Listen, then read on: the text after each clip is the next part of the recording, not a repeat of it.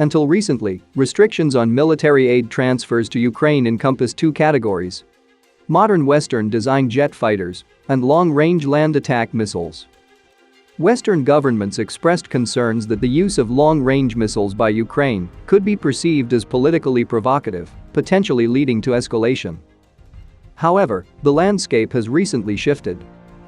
In a groundbreaking announcement on May 11, 2023, the British Defence Secretary Ben Wallace disclosed that the UK is providing Ukraine with a number of Storm Shadow air-launched cruise missiles.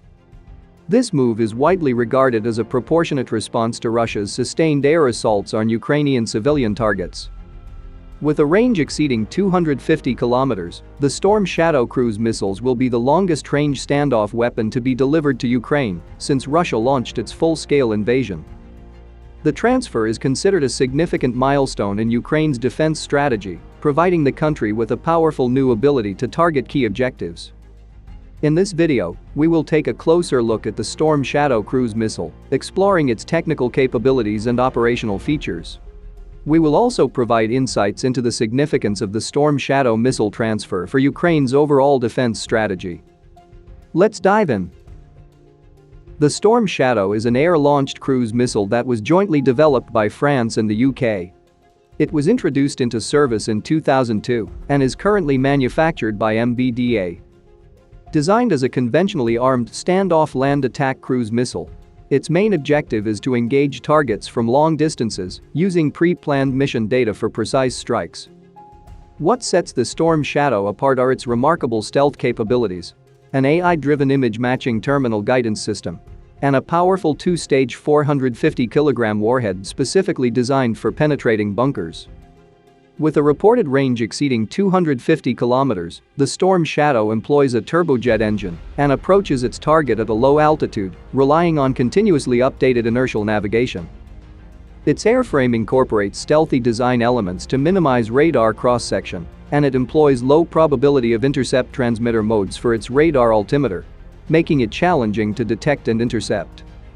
Equipped with the BAE Systems Broach High Explosive Penetration Warhead, the Storm Shadow is specifically designed to engage high-value infrastructure targets such as command and control facilities, missile sites, airfields, ports, ships or submarines in ports, ammunition and fuel storage sites, and bridges. The Broach warhead employs a multi-stage configuration, featuring a separate augmenting charge mounted in front of the penetrating charge. The augmenting charge focuses a jet of hot metal onto the target, creating a circular hole through which the follow-through bomb penetrating charge enters and subsequently detonates within the target. The Storm Shadow made its operational debut in 2011 during operations in Libya, launched from Royal Air Force Panavia Tornado GR4s. It is used by various countries under different designations. The UK, Italy and Saudi Arabia refer to it as the Storm Shadow, while Egypt, France, Germany, Greece, India, and Qatar recognize it as the Scalp. The United Arab Emirates employs a variant known as the Black Shaheen.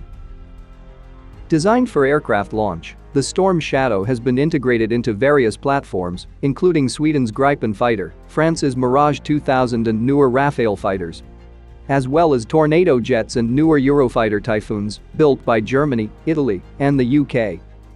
Due to its integration flexibility and its ability to operate without fire control instructions from the launching aircraft, it could potentially be added to Ukrainian Air Force's Soviet-era warplanes, such as the Su-24 Fencer bombers or Su-27 fighters. Another option could be to utilize a ground-based system to launch the Storm Shadow. This would involve setting up a rig that allows the missile to be mounted onto a truck.